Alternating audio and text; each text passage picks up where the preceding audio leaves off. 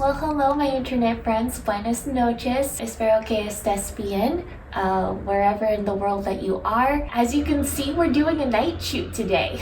Going back to our roots. You know, I apologize that the traffic has been trafficking really hard in my last couple of videos. I wanted to see if waiting until night would help at all. Currently doesn't seem like it, but I don't know, maybe in editing I'll notice a difference. Today we're gonna do something a little different. We're going to do just a straight up book review. I know, on our booktube channel, revolutionary. But anyway, I want to talk about this book in particular because I had a lot of feelings about it. A lot of positive feelings and a lot of feelings nonetheless. And there was enough here that I felt like we could do its own video.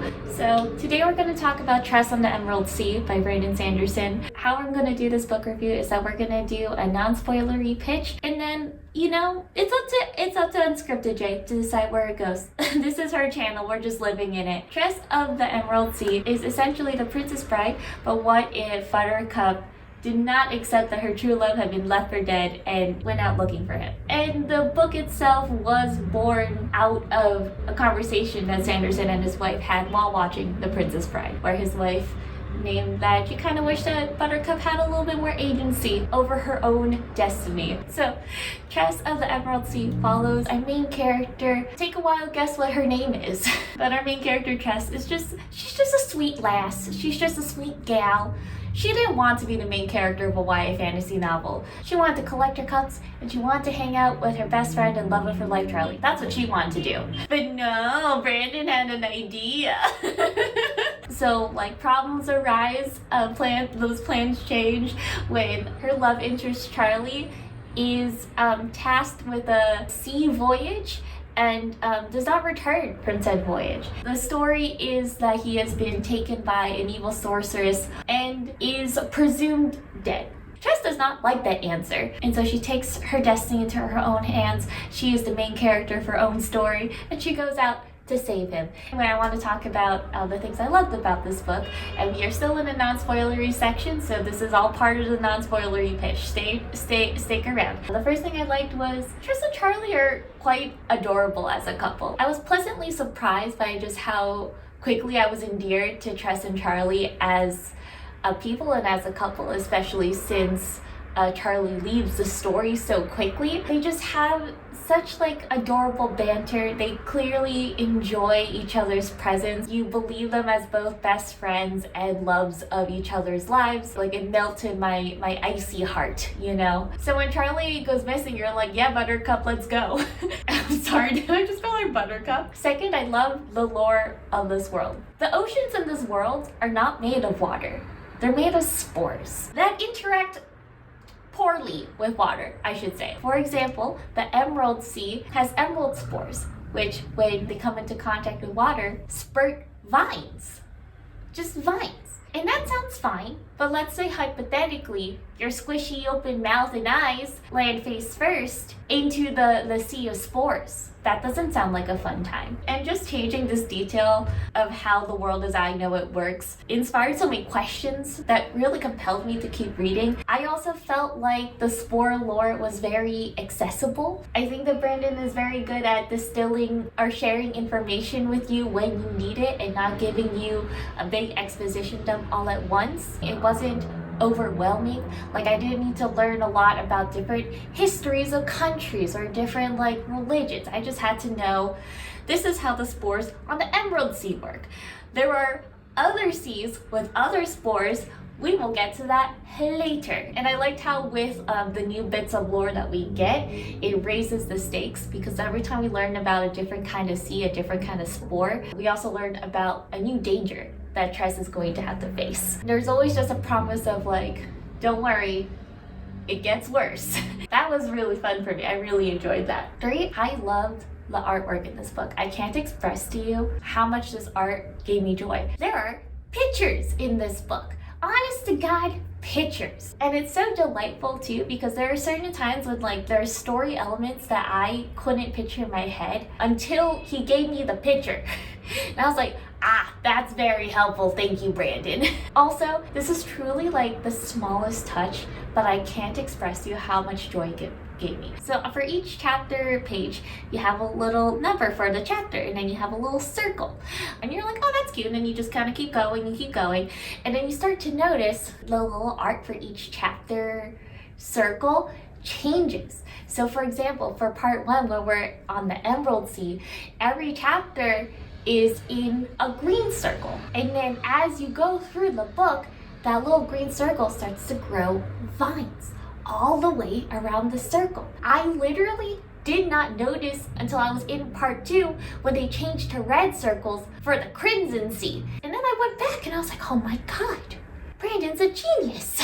Each part of the book represents a different sea that Tress travels to, each more dangerous than the last. And then the little circles are not only the color of that sea, they also take on the characteristic of that spore, and it like slowly grows around the circle as you go through that whole part of the book. And it was so cute. It was so delightful. You know, people don't take time to do little things like that anymore. Like, the art of subtlety is lost. And I love that Brandon is successful enough as an author that he could like have something like small and special like that in his books. Because you know that probably took a lot of work. Some graphic designer had to make like 50 versions on these stupid photos. You know, the publisher probably had to pay them like a lot of money for that. They're like, God, this book better sell. And they're like, it will. It's Brandon. The last thing I really liked about the book, although I do think that this is a hit or miss, is the narration. The book is told from the first person, but it is not told from Tress's first person. If you watch Jane the Virgin, the Latin lover narrator character, that's a more accurate description, in my opinion, of what the narrator is like in this book. And I really enjoyed it, although I do think that some people might not. It's a choice. It's a stylistic choice. And this kind of like very present narrator just kind of has like his own like musings about love and life, and it's kind of fun. Like sometimes he has some like nuggets that you're like, ooh, that was deep. I will say that for me, 2/3 of the way through the book, it did get annoying. I mean, it's kind of like a blessing and a curse, because the reason why it got annoying for me was because by that point in the story, I was just truly so invested in the plot that I did not have time for anything that was deviating from what Tress was doing. I did not have time for these tangents. I want to know what was going on with these spores. So it's really just like, it speaks to how invested and how engrossed I was in the story. I have like one more thing to add before we go fully off script and into light spoilery territory. If you're not a Brandon Sanderson fan, I think that this is a really great book for you. Like, I think that not being a Brandon Sanderson fan is to your benefit. I love Brandon Sanderson, but his books are extremely long, and it is very intimidating for me to be launched into such a detailed world. With Tress and the Emerald Sea, I felt invested in the world, but I didn't feel like I had to take notes on like world history. I think that if you're just like a light fantasy reader, you're gonna have a really good time with this. And that's my pitch to you. Now, this is the end of the non-spoilery section. We're gonna go fully off script.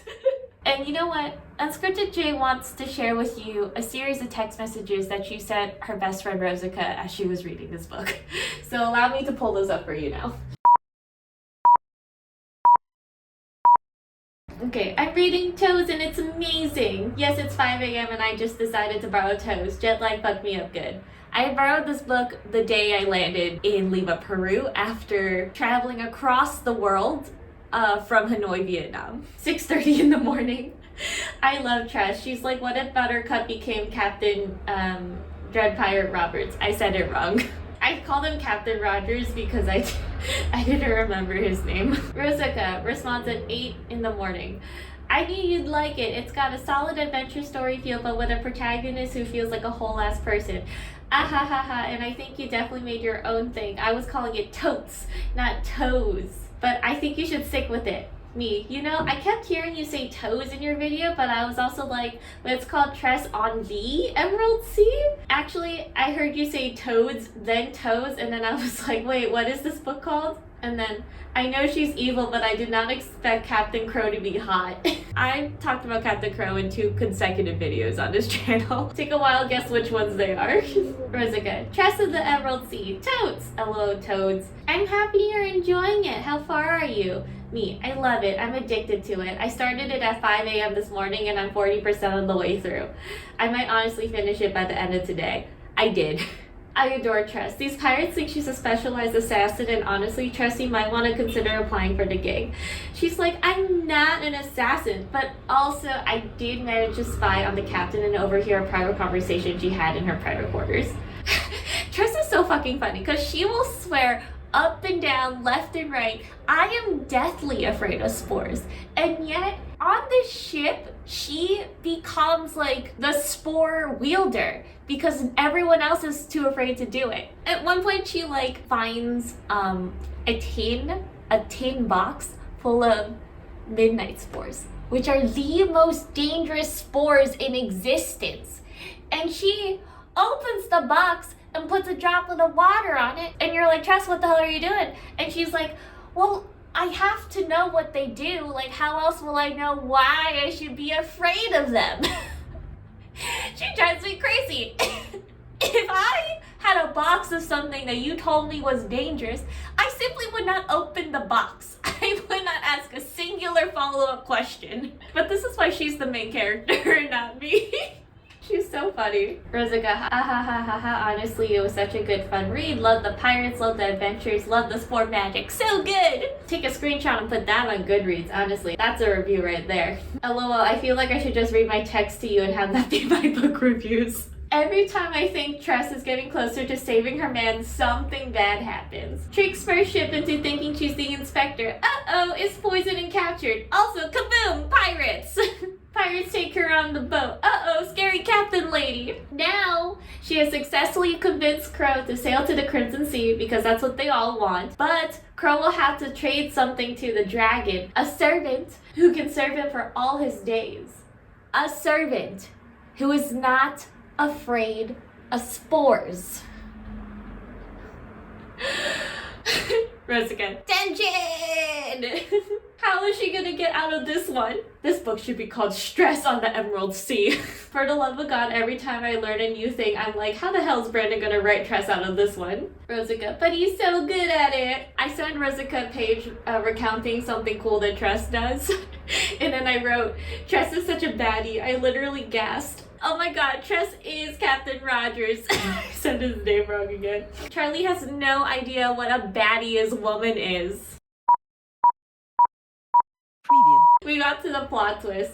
Screaming. I'm actually so mad because the plot twist is something I should have guessed, but I'm notoriously horrible at plot twists. I never pick up on plot twists, even the obvious ones. So I was both shook to my core and also upset that I didn't catch this sooner because it was quite obvious in retrospect. Rosica, ha ha ha ha, yes! How did I not guess this? Ah ha ha ha, I did catch on when he started acting funny, but if you didn't see it, it's an awesome twist. Me, I'm so mad. Why else would there be a rat in the first place? I'm not gonna explain the plot twist. Maybe we'll put this as high spoilery sections. But the plot twist is that Charlie was with Tress the whole time as a rat, as a talking rat.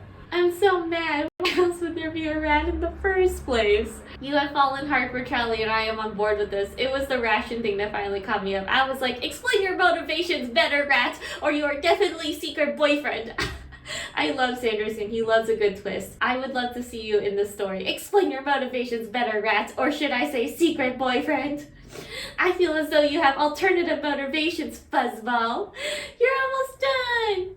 I imagine you shining a lamp in his face like it's an interrogation. The crows came back for their captain! No mourners, no funerals! Caca! That's like Six of Crows reference. Also, what is this sci-fi element? Laptop security cameras? Video conferencing? By the way, this book exists in the Brandon Sanderson extended universe and is not quite fantasy. Oh my god, the tower is a rocket ship. Finished! But now I'm like, it's over! I know, I had so much fun that I was like actually upset that I finished the book because now I couldn't go back and like experience it for the first time ever again. OMG, Charlie does know what a baddie his woman is. He was on her shoulder the whole time she walked across the Emerald Sea like, damn, my woman's a baddie. I liked when he wears just the tiny hat at the end and forgets clothes exist. I cackled. I missed that. I had to go back and find it. Charlie. Okay, so I think that's it. I think that Unscripted J has said her piece. She can finally be at rest now that she has successfully pitched this book to you. She has said all the things that she has wanted to say. I hope you enjoyed this video, and I hope you enjoy Tress in the Emerald Sea if this review compels you to read it. And I guess, like, if you have read any other Brandon Sanderson's collected works, which one do you think is the most underrated? Let me know in the comments below. I read every single one, so I will have an opinion. Well, the opinion will probably be, interesting. Maybe I will check that out. I won't have an opinion, but I will have a response for you. In any case, thank you for watching. I really appreciate you being here, and I will see you in the next video. Okay, bye.